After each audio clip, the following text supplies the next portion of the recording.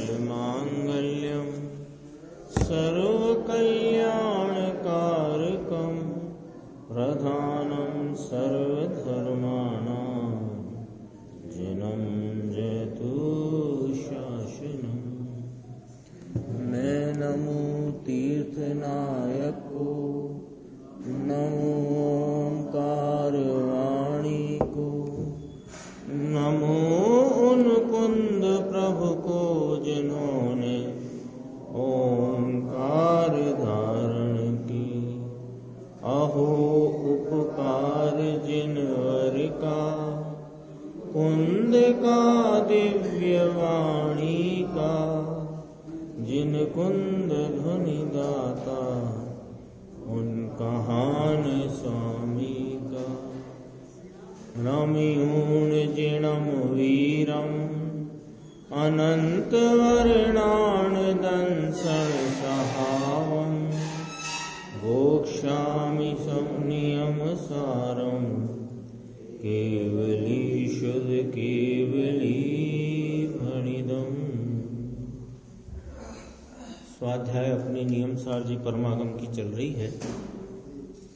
उसमें 13वीं गाथा की स्वाध्याय अपन आज प्रारंभ करेंगे। थोड़ा सा विकल्प आ जाता है। गुरुदेव श्री का जो अभी व्याख्यान चल रहा था 46 नंबर की गाथा बहुत ही सूक्ष्म है। सूक्ष्म इसलिए है कि विषय इतना उसमें कोई बहुत बारीक नहीं है, लेकिन विषय मुद्दे का बहुत है। क्योंकि इस प्रकार की भ्रांति अपने मुमुक्षु समाज में, मुमुक्षु समाज इसलिए कहने में आता है स्वाध्यायी समाज में, जो लोग स्वाध्याय कर ही नहीं रहे या जिन्हें परमात्मा के आगम में बात कही है उसका जिन्हें परिचय ही नहीं अथवा परिचय के प्रति गंभीरता ही नहीं, वे तो क्यों कर उन्हें तकलीफ होगी कि द्रव्य पर्याय सहित का है, कि द्रव्य पर्याय रहित का है, कि बिना पर्याय का द्रव्य मानने में क्या तकलीफ है और पर्याय सहित का द्रव्य स्वीकार करने में क्या तकलीफ। उन्हें तो क्या तक दिक्कत है? दिक्कत तो उन्हें है जो अभ्यासी हैं आगम के। जिनेन्द्र परमात्मा ने जो वस्तु का स्वरूप बताया उसे जानने का और अपने हित की जिनको जिज्ञासा अभिलाषा है, उनको ये बात 46 नंबर गाथा में जो चल रही है उसे गंभीरता से समझना आवश्यक है। इसमें से एक पैराग्राफ में पढ़ रहा हूं जो अभी चला था, और फिर अपन 13वीं गाथा नियम सार जी की प्रारंभ करेंगे। यद्यपि पुस्तकें नहीं है अपने पास, ये चौथा भाग, तीसरे भाग की आई थी तो वो रखी है। तब अपने सीडी यहाँ स्वाध्याय भवन में नहीं चलती थी, और 5वां 6वां 7वां भाग आ गया है, तो फिर अपने को दिक्कत नहीं रहेगी। मैं पढ़ लेता हूँ तो समझ में आ जाएगा, सरल विषय। बस वो 46 नंबर की गाथा जो गुरुदेव श्री 3 दिन 4 दिन से चल रही है, उसमें क्या पॉइंट आउट करना चाहते हैं वो पकड़ना है। बस इतना देखो कि भगवान आत्मा एक समय में शुद्ध ध्रुव चैतन्य मूर्ति है, ये परमार्थ है। यानी व्यवहार को उड़ा देने जैसा विषय नहीं है। व्यवहार जानने का विषय खरे खर पक्का है, लेकिन अनुसरण करने का नहीं है। ये वाली बात मुख्य है। कोई कहे कि पर्याय है ही नहीं, पर्याय व्यवहारने का विषय होने से, अभूतार्थ होने से उसकी सत्ता ही नहीं, तो ऐसे करने से तो भाई तुम्हारी दृष्टि में, तुम्हारे ज्ञान में, तुम्हारी मान्यता में वस्तु का स्वरूप ही खंडित पड़ा हुआ है। लेकिन वह पर्याय है, ऐसा पर्याय के लोभ को पकड़ करके तुम उस पर्याय पर ही देखते रहोगे तो ये जो दृष्टि का विषय ध्रुव परमार्थ पारणामिक स्वरूप परम निरपेक्ष ये दिखाई नहीं देता है। इसलिए ये बात यहां से समझना कि भगवान आत्मा एक समय में शुद्ध ध्रुव चैतन्य मूर्ति, ये परमार्थ आत्मा, ये वो आत्मा जो बंध मोक्ष की पर्यायों से निरपेक्ष, सदा काल, अविनाशी, अनादि अनंत ध्रुव रूप तत्व है, ये तो वो है। सो ये परमार्थ का विषय है। लेकिन इसको एकांत से यदि ऐसा ही मान लो कि ये बस एक ही चीज है, ये जो बंध मोक्ष की पर्यायों से रहित, राग द्वेष पुण्य पाप के भावों से भी रहित, एक रूप त्रिकाली अनादि अनंत, वह जो ध्रुव स्वरूप आत्मा, बस ये ही एक आत्मा है, ऐसा ही यदि मानते हो तो फिर ये जो पर्याय में राग द्वेष है, ये फिर साबित नहीं होगा। पर्याय में राग द्वेष है कि नहीं? अभी 8:45 बजे गुरुदेव श्री की स्वाध्याय सीडी चलती है, उसके प्रति का राग आया है, ये पुण्य का भाव है, शुभ राग है, भगवान की प्रतिमा को निहारने का भाव है, ये शुभ भाव है। ये कहाँ है फिर? ये यदि इस जीव में नहीं है तो कहाँ है ये फिर? तो यदि पर्याय ही नहीं तो फिर पुण्य पाप का भाव राग द्वेष पर्याय में है, ये साबित नहीं होता। अरे पर्याय का ऐसा स्वभाव है, राग द्वेष संसार की पर्याय, संसार इसकी पर्याय में है। संसार देखो, अपन ने सिद्धांत प्रवेश का पढ़िए ना, तो उसमें पहला प्रश्न क्या है? विश्व किसे कहते हैं? ठीक है, 6 द्रव्यों के समुदाय को विश्व कहते हैं। उत्तर यही रखो, प्रश्न बदल दो, संसार किसे कहते हैं, तो ये उत्तर गलत हो गया।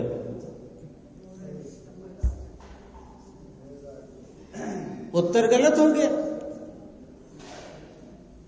अरे 6 द्रव्यों के समुदाय को संसार नहीं कहते, 6 द्रव्यों के समुदाय को विश्व कहते हैं। और ये जो जीव है ना, इसकी पर्याय में जो विपरीत मान्यता और राग द्वेष का भाव है, इसको संसार कहते हैं।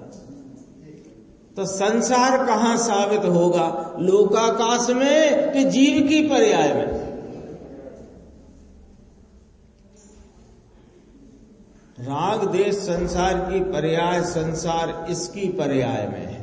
सो ये संसार किसने का विषय है? परमार्थ ने का, भूतार्थ ने का, निश्चय ने का, अथवा व्यवहार ने, अभूतार्थ ने का?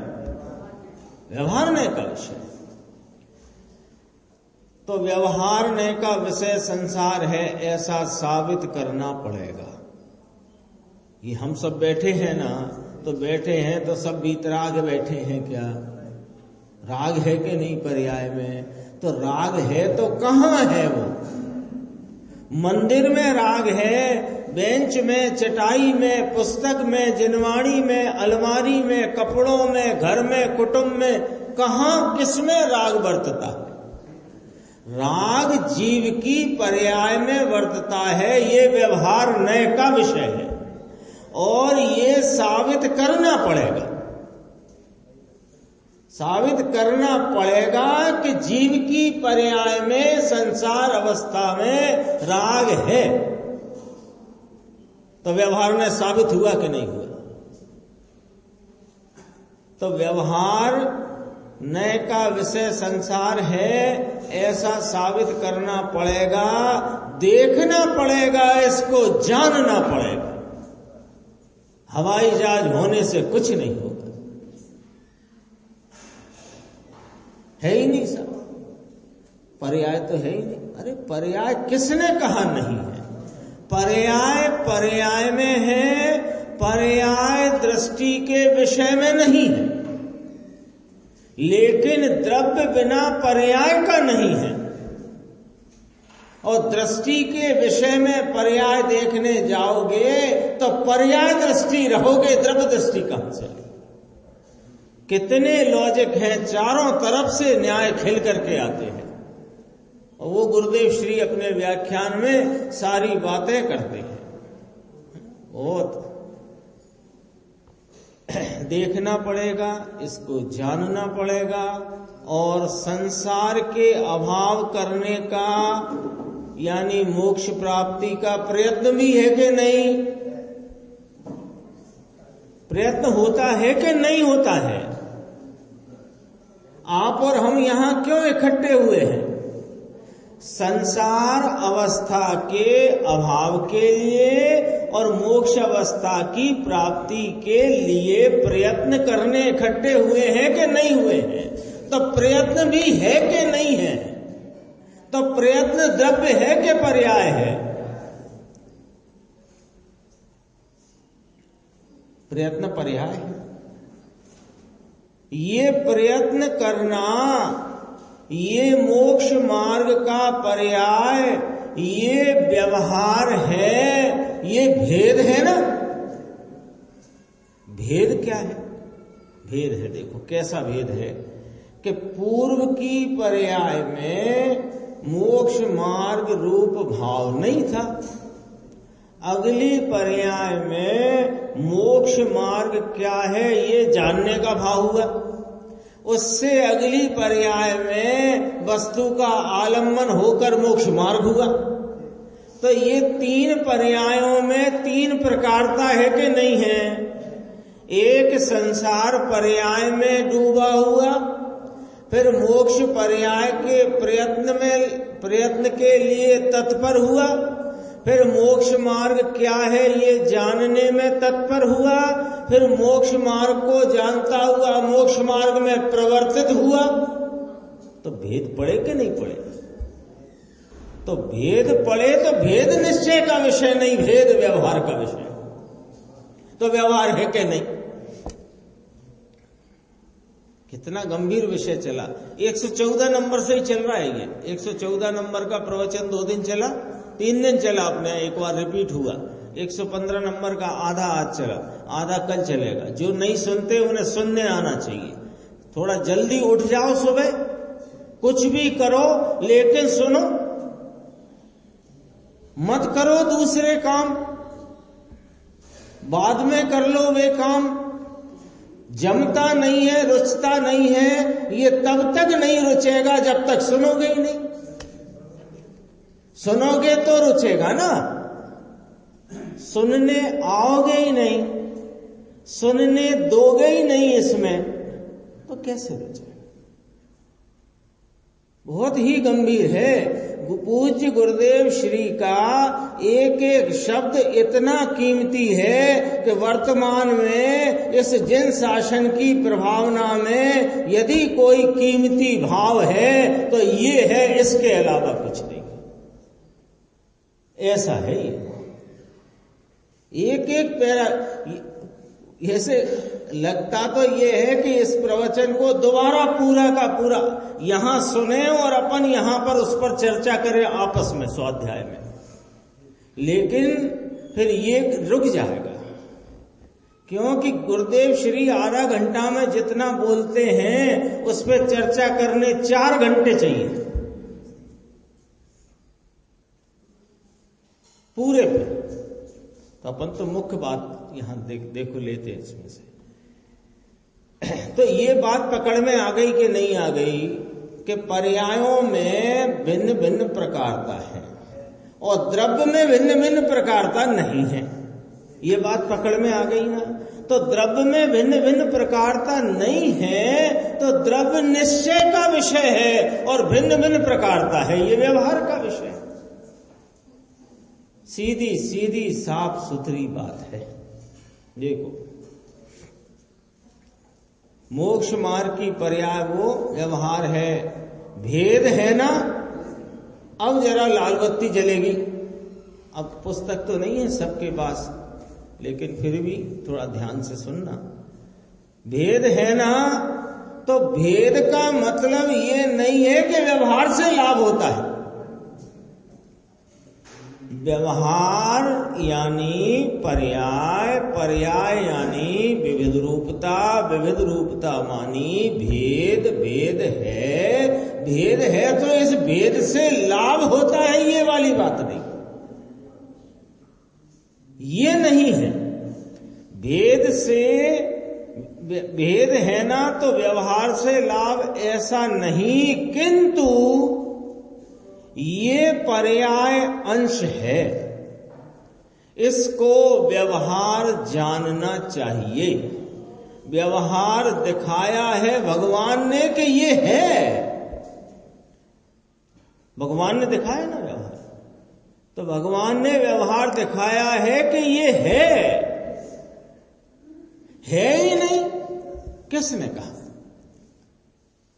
यदि कहो पर्याय है ही नहीं तो तुम जिनेंद्र परमात्मा के शासन को जानते ही नहीं, और पर्याय तो है और पर्याय के आश्रय से मेरा हित होएगा तो तुम जिनेंद्र परमात्मा के शासन को जानते ही नहीं। व्यवहार दिखाया है भगवान ने कि ये है, और पूर्ण मोक्ष होता है, यह भी त्रिकाल द्रव्य की अपेक्षा से केवल ज्ञान पूर्ण मोक्ष का भाव, यह सद्भूत व्यवहारण्य का विषय है। सद्भूत माने उसकी सत्ता में होता है। तो इसका अर्थ ये हुआ कि मोक्ष भी सद्भूत व्यवहारण्य का विषय है भाई, केवल ज्ञान भी सद्भूत व्यवहारण्य का विषय है। तो केवल ज्ञान काय का विषय है? सद्भूत व्यवहारण्य का विषय है। मोक्ष की पर्याय किसका विषय है? सद्भूत व्यवहारण्य का विषय है। इससे ये नक्की हुआ कि ये निश्चय का विषय नहीं है। क्या कहना चाहते हैं? बात को पूरी स्पष्ट करके क्या कहना चाहते हैं? केवल ज्ञान पर्याय है कि नहीं? कैसी पर्याय है? कि जैसी वस्तु अनंत गुणात्मक ज्ञान दर्शन सुख चारित्र वीर्य स्वरूप है, ऐसे ही ज्ञान दर्शन सुख चारित्र वीर्य आदि भावों के परिपूर्ण विकास स्वरूप है कि नहीं वो पर्याय? लेकिन वह ऐसी अपने ही गुणों के परिपूर्ण विकास वाली वह जो मोक्ष की पर्याय है, वो मोक्ष की पर्याय किस नय का विषय है? ये बात खड़ी करो पहले। किस नय का विषय है? ये सद्भूत व्यवहार नय का विषय है। तो ये सद्भूत व्यवहार नय का विषय है मानी कि ये निश्चय नय का विषय नहीं है। यही मतलब निकला ना। और निश्चय नय का विषय नहीं है, इसलिए ये आलम्बन भूत नहीं है। और आलम्बन भूत नहीं होने से जो आलम्बन भूत है उसमें ये पर्याय नहीं है। वस्तु में पर्याय नहीं है ऐसा नहीं। वस्तु, आत्मा, पुद्गल, कुछ भी, ये टेबल, कुर्सी, कुछ भी, ये टेबल पुद्गल है ना, तो पुद्गल है तो इसके गुणों की पर्याय है कि नहीं है? तो वो पुद्गल की जो ऐसी कड़ी, नरम, ठंडी आदि जो पर्याय है, वो पर्याय इसके सद्भूत व्यवहार का विषय। तो वो सद्भूत व्यवहार का विषय है, तो वह पुद्गल को सूचित करने वाला निश्चय का विषय नहीं है। ये ठंडा गरम समझ में आया ना अंश? तो ठंडा गरम पना पर्याय का विषय है। तो पुद्गल को पुद्गल पने कौन कैसे प्राप्त करोगे? पर्याय से नहीं, उसके गुण स्वरूप भाव से। ये तो एक उदाहरण की बात है। ये इतना बारीक है कि ये पुद्गल वाला उदाहरण भी सिर्फ तुम्हें समझाने के लिए दे दिया, नहीं तो इसके यहाँ इतनी उपयोगिता है नहीं इसकी। यहाँ तो इधर वाली बात है कि ये जो मोक्ष की परिपूर्ण खिलावट वाली जो दशा है, ये सद्भूत व्यवहार का विषय है। तो जिनेंद्र परमात्मा ने मोक्ष की पर्याय को किस नय का विषय कहा है? तो जब सद्भूत व्यवहार का विषय कहा है तो निश्चय का विषय नहीं है, ये कहा है कि नहीं कहा है? बोलो आ गई कि नहीं आ गई? जो बात ये दरवाजे से बाहर है, ये दरवाजे से बाहर है तो इसमें फिर कहने की जरूरत है कि अंदर है कि नहीं है? दरवाजे के बाहर है माने कि अंदर नहीं है। ये सद्भूत व्यवहार का विषय है केवल ज्ञान मोक्ष। तो ये बात नक्की हो गई कि केवल ज्ञान और मोक्ष मार्ग की पर्याय और निर्मल पर्याय ये निश्चय नय का विषय नहीं है। तो निश्चय नय का विषय नहीं है तो आलम्बन भूत नहीं है। अब आलम्बन भूत पर्याय विषय में जो पर्याय माने वो मिथ्या दृष्टि, और जो द्रव्य में पर्याय न माने सो मिथ्या दृष्टि। बोलो 46 नंबर गाथा कितनी अद्भुत है, उसी की तो चर्चा चलती है। ये धीरे धीरे अपन कहाँ चल रहे हैं? 49वीं गाथा की तरफ। 49वीं गाथा जो सब ग्रंथों में है, 172 नंबर के क्रम में प्रवचन सार में अलिंग ग्रहण की गाथा कहलाती है। यहाँ अव्यक्त के बोल जिसमें आते हैं वो वाली गाथा है, और धवल में भी है, अन्य ग्रंथों में भी है। ये गाथा की तरफ चल रहे हैं अपन। ये वो 46 नंबर की गाथा क्या कह दिया? 2 लाइन और है, फिर अपन अपना विषय प्रारंभ करेंगे।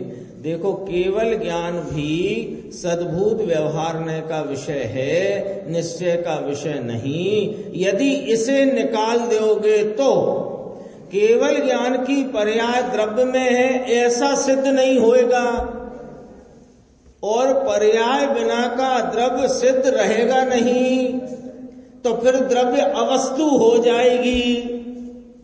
तो द्रव्य को द्रव्य रीति से द्रव्य पर्याय वाला जानना, पर्याय व्यवहारने का विषय होने से, आलम्बन भूत नहीं होने से, द्रव्य दृष्टि के विषय में पर्याय को बिल्कुल नहीं मानना।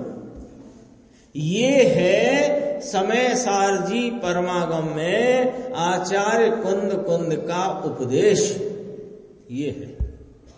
अपन चलते हैं नियम सार का अपना जो प्रकरण 13वीं गाथा का आज प्रारंभ करना है, यहीं से अपन अपनी स्वाध्याय प्रारंभ करते हैं। गाथा सूत्र है तह दंसन उब ओगो ससहा वेद रवयपदो दुविहो केवलम इंद्रिय रहियम असहायम तव तम सहावमिति भणिदम योग दर्शन नो स्वभाव विभाव रूप दुई वेद छे असहाय इंद्रि विहीन केवल ते स्वभाव कहेल छे। प्रकरण चल रहा है उपयोग का, है ना? कहां से चला था?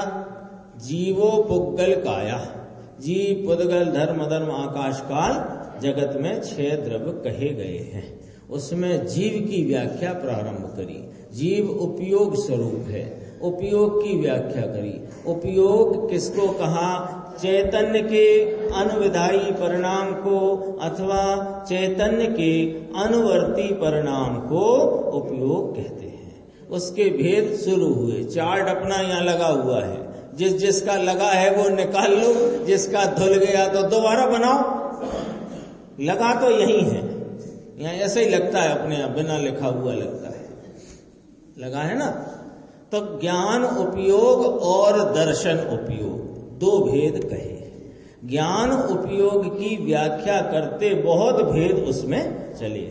स्वभाव ज्ञान उपयोग, विभाव ज्ञान उपयोग, कारण स्वभाव ज्ञान उपयोग, कार्य स्वभाव ज्ञान उपयोग, फिर उसमें विभाव ज्ञान उपयोग में मतिश्रुत आदि के सब भेद आ गए थे। सम्यक ज्ञान भी विभाव ज्ञान उपयोग में आया था, सब आ गई थी ना। ऐसे ही दर्शन उपयोग है, उसकी यहां चर्चा करते हैं। उस ही प्रकार दर्शन उपयोग स्वभाव और विभाव के भेद से दो प्रकार का है।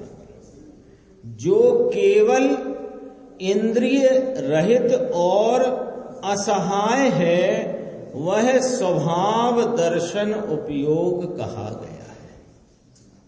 जो केवल इंद्रिय रहित और असहाय, यही ज्ञान उपयोग में कहा था, यही दर्शन उपयोग में कहे।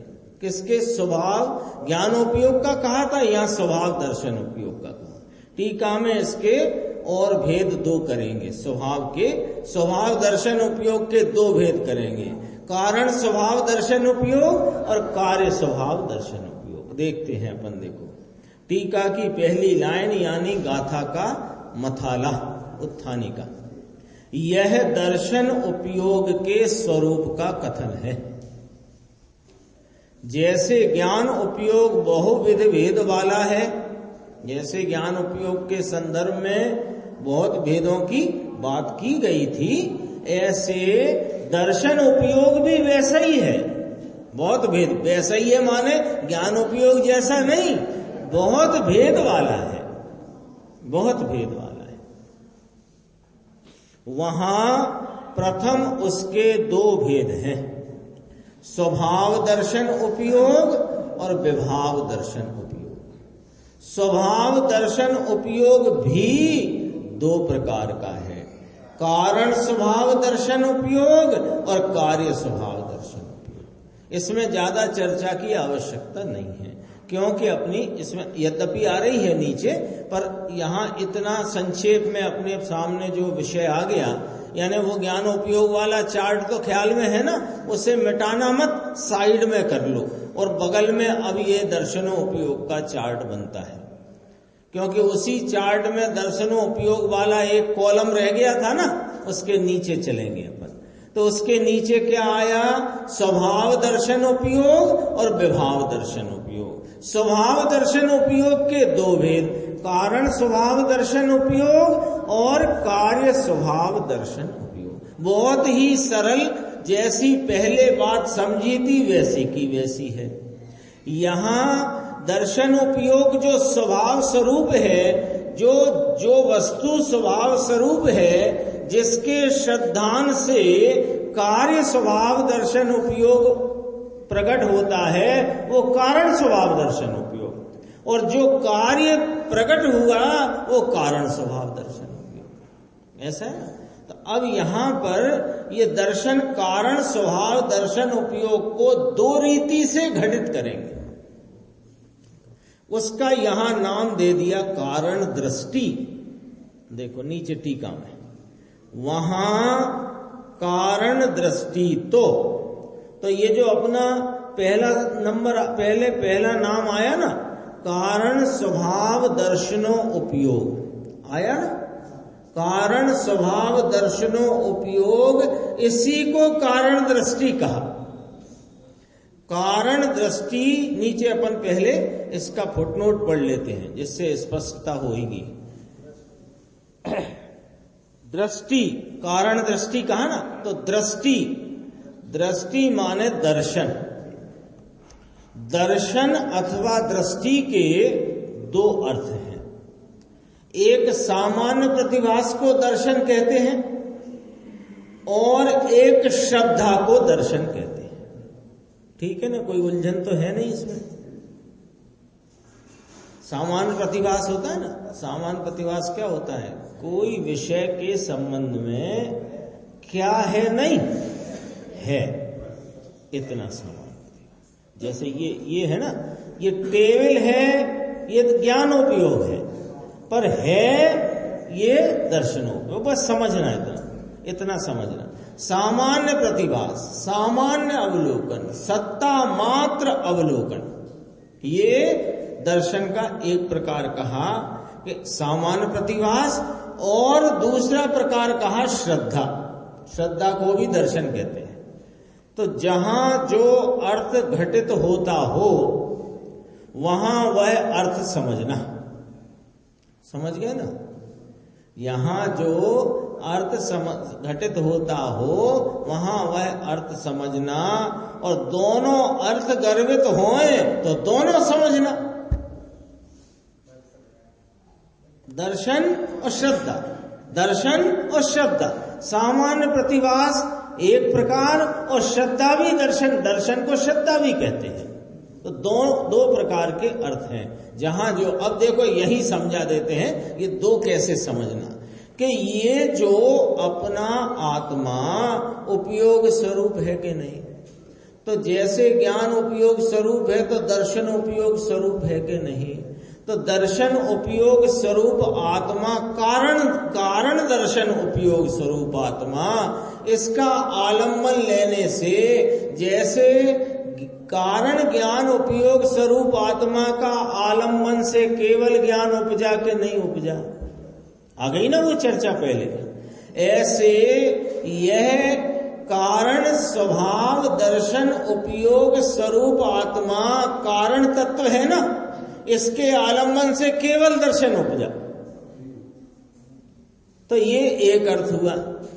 और अपना यह कारण स्वभाव दर्शन उपयोग यानी श्रद्धा का पिंड, यह जो भगवान आत्मा, इसका आलम्बन लेने से श्रद्धा उपजी, तो वह भी कार्य दर्शन उपयोग का श्रद्धा का भाव हुआ कि नहीं। क्या श्रद्धा? कि जैसा अपना स्वरूप है वैसे श्रद्धा का परिणमन होना, वह कार्य स्वभाव दर्शन उपयोग, ऐसे दो अर्थ घटित होते हैं। आएगी इसमें चर्चा। चौथे गुण स्थान से लेकर के वो पूर्ण श्रद्धा तक होती है, वो सब इसमें आ जाता है।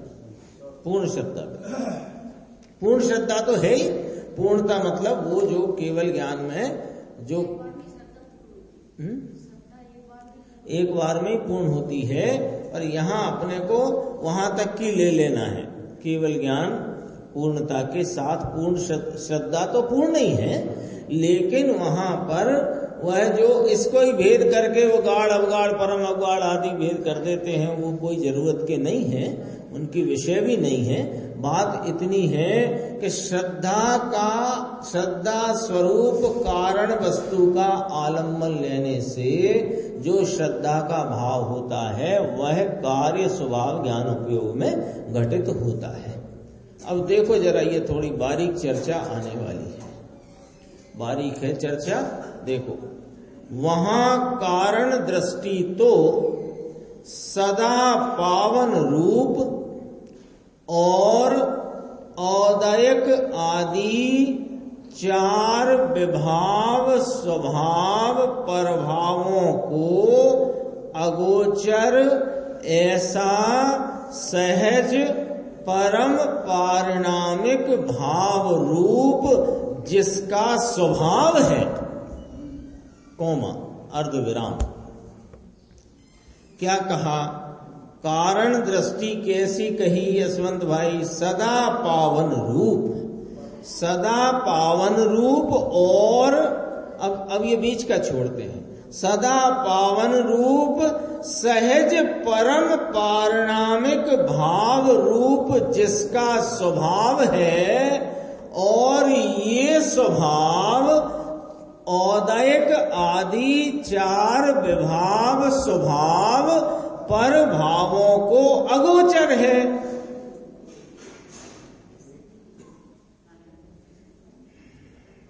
औदायक आदि चार विभाव स्वभाव, फुटनोट पढ़ेंगे तो उससे स्पष्ट होगा। फिर अपन इस पे चर्चा देखते हैं क्या आती है। विभाव माने विशेष भाव, विकारी भाव नहीं,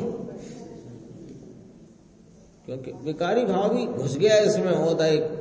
औदायक वाला भेद वो विकारी है, लेकिन यहां विभाव का अर्थ है विशेष भाव। विशेष भाव का अर्थ है अपेक्षित भाव। तो एक भाव छूट गया इन चार भावों में, पांच भाव होते हैं ना, तो चार की चर्चा है तो एक छूट गया मुकेश भाई, कौन सा? परम पारिणामिक अथवा पारिणामिक। तो वो जो पारिणामिक है वो निरपेक्ष है और ये अपेक्षित है। वैसे भेद करते चलो,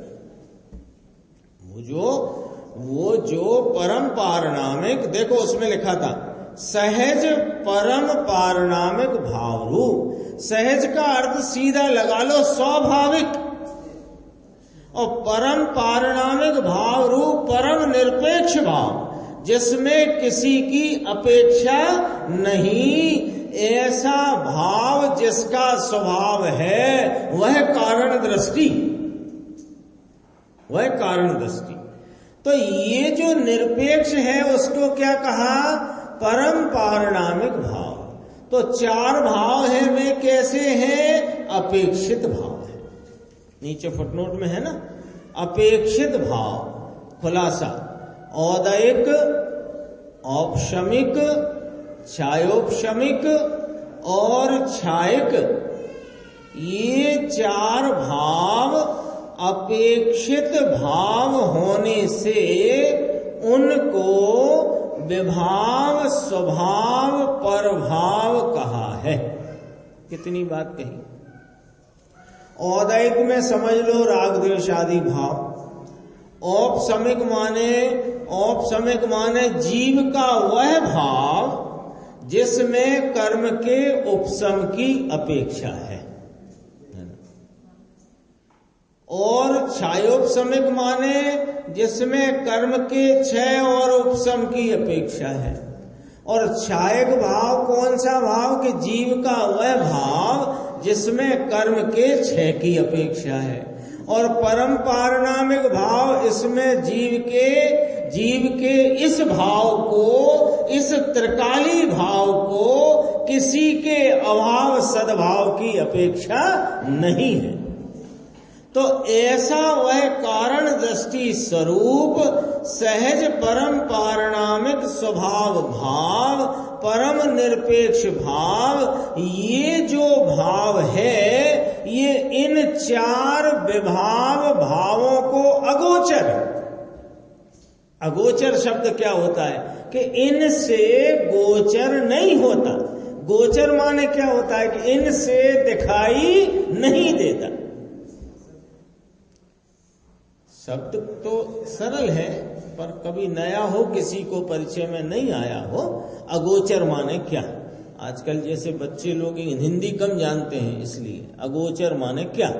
कि जिसके द्वारा वह देखा ना जा सके, जाना ना जा सके, ऐसा है ना। जैसे ये पुस्तक जो है ये लाल वस्त्र में लपेटी हुई है, जिनवाणी। तो ये लाल वस्त्र कान को अगोचर है। समझ गई बात? कान को लाल वस्त्र अगोचर है। क्यों? कि कान के द्वारा ये वस्त्र का लाल रंग जाना नहीं जा सकता। और किसको गोचर है? आंख को गोचर है। ऐसे यह सहज परम पारिणामिक स्वभाव स्वरूप यह आत्मा, इसको यहां कारण दृष्टि कहा, वह कारण दृष्टि स्वरूप यह आत्मा सहज परम पारिणामिक स्वभाव भाव स्वरूप इन चार भावों के गोचर नहीं है। जैसे कान से ये लाल रंग गोचर नहीं है, ऐसे उदय भाव से यह आत्मा गोचर नहीं है। औपशमिक भाव से ये आत्मा गोचर नहीं है, ऐसे कहते हैं। ये चार भावों से अगोचर। तो उनको क्या कहा? विभाव स्वभाव परभाव कहा। एक सहज परम पारिणामिक भाव को ही सदा पावन रूप निज स्वभाव कहा है। और चार विभाव भावों को आश्रय करने से परम पारिणामिक भाव का आश्रय नहीं होता। इसलिए इन चार भावों से वह सहज परम पारणामिक भाव अगोचर है। इसके आश्रय से उसकी प्राप्ति नहीं होती है। परम पारणामिक भाव का आश्रय करने से ही, गजब की बात, कैसी बात कि ठोको तो कील से ठोक के लिख लो, पत्थर पे उत्कीर्ण कर लो, यानी ऐसी कर लो कि जिनेंद्र भगवान के शासन का, जैसे कहते नहीं अहिंसा परमो धर्मा, ऐसे कहते हैं, वही की वही बात है ना। वो वही यानी वैसी बात कि जैन धर्म का क्या संदेश, वो वाली बात है। जैन धर्म का क्या संदेश कि परम पारणामिक भाव का आश्रय करने से ही सम्यक्त से लेकर के मोक्ष दशा तक की दशाएं प्राप्त होती हैं। ये जैन शासन का संदेश है, ये महावीर का संदेश है। ये संदेश कहते हैं महावीर का क्या संदेश। अब वो तो अंग्रेजों का उठा लाए और बोलने लगे जियो और जीने दो, जियो और जीने दो। अंग्रेजों का है ये, महावीर का संदेश नहीं है। महावीर का नहीं है ये संदेश। महावीर का संदेश ये है कि परम पारणामिक भाव का आश्रय करने से ही सम्यक्त से लेकर के मोक्ष दशा तक की दशाएं प्राप्त होती हैं। फुटनोट था, इसको पूरा करेंगे फिर अपन आगे की स्वाध्याय में फिर आगे इसका चलेगा। देखो,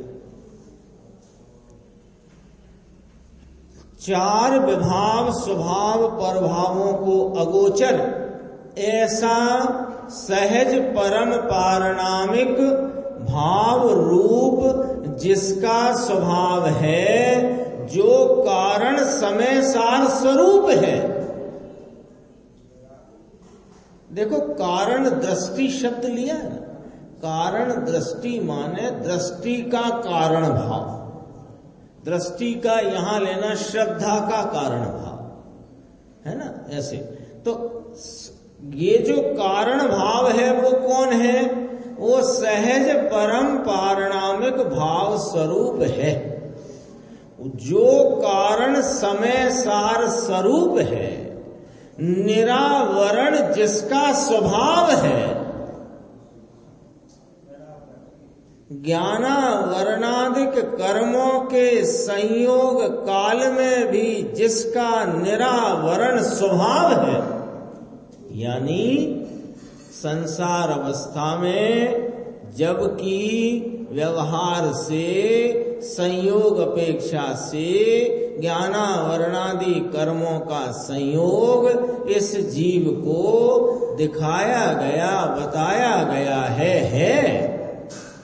लेकिन उस ज्ञानावरणादिक कर्मों के संयोग के काल में भी यह कारण दृष्टि स्वरूप निज भगवान आत्मा, मैं शुद्धात्मा, मैं तो निरावरण स्वरूप हूं। अभी निरावरण जिसका स्वभाव है और जो निज स्वभाव सत्ता मात्र है। ये क्या शब्द है? देखो, इसको इधर से पढ़ना शुरू करो तो अभियाल इसका अर्थ आएगा। निज स्वभाव सत्ता मात्र, इसको इधर से पढ़ो। मात्र, मात्र माने और कुछ नहीं, और सत्ता माने अस्तित्व। कैसा कि अपने स्वभाव मात्र ही इसका अस्तित्व है, अपना स्वभाव मात्र ही इसका अस्तित्व है। और स्वभाव क्या बताया था? सहज परम पारणामिक भाव ही जिसका स्वभाव है। ऐसा निस्वभाव सत्ता मात्र है जो परम चैतन्य सामान्य स्वरूप है। परम चैतन्य सामान्य स्वरूप, सामान्य का अर्थ होता है विशेष नहीं, और विशेष नहीं का अर्थ होता है बदल बदल नहीं।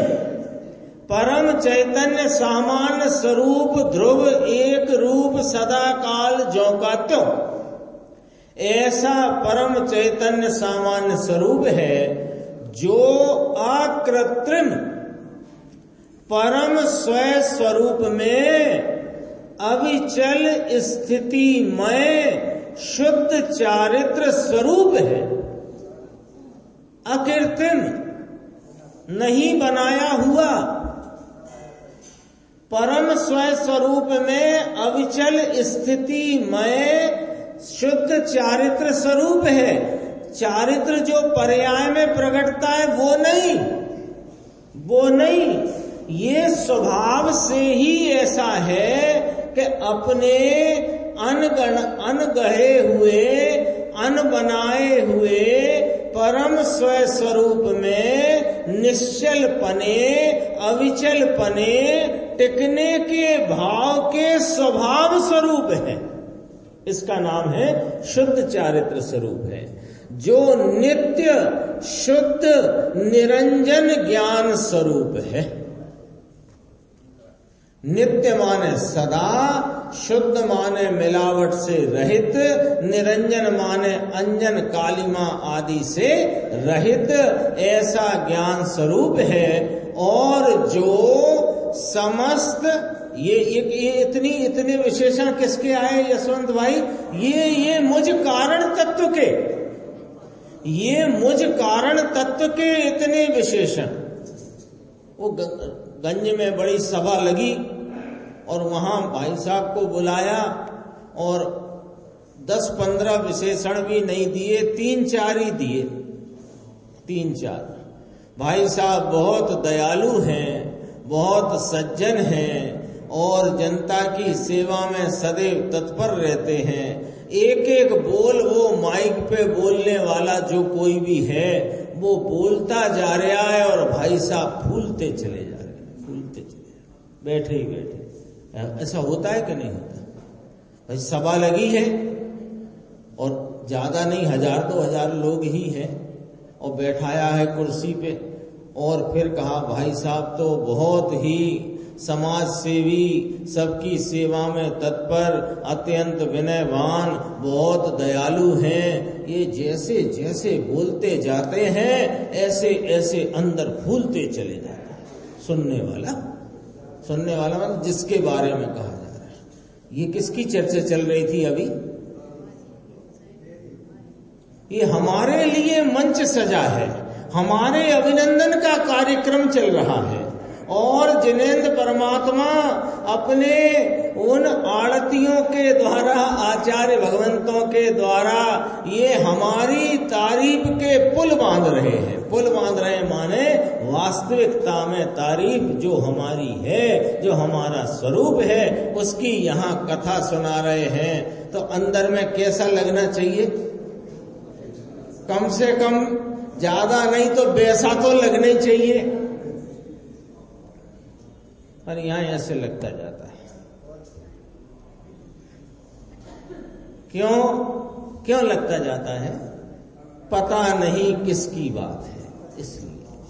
अरे भैया, ये अभी तो इसकी महानता एक और रह गई है, समय हो गया है, लेकिन महानता की बात रह गई। वो कुछ समय सार वाले प्रकरण में समय चला गया ना, इसलिए देखो, जो नित्य शुद्ध निरंजन ज्ञान स्वरूप है और जो समस्त दुष्ट पापों रूप वीर दुश्मनों की सेना की ध्वजा का नाश का कारण है। ले दुश्मन है ना, वो वीर है, ऐसा ढीला पोला भी नहीं है वो। हाँ, वो दुश्मन भी जोरदार है और उस जोरदार दुश्मन की जो ध्वजा फहरा रही है ना, ध्वजा क्या फहरा रही है? ये संसार चल रहा है, ये उसी की ध्वजा फहरा रही है। ये हम चार गति में हैरान परेशान हैं। ये वीर, ये उन पापों की, पुण्य पाप के भावों की, राग देश की ही ध्वजा फहरा रही है। उस ध्वजा के नाश का कारण कौन? कि मैं शुद्धात्म तत्व, वो उसका कारण हूं।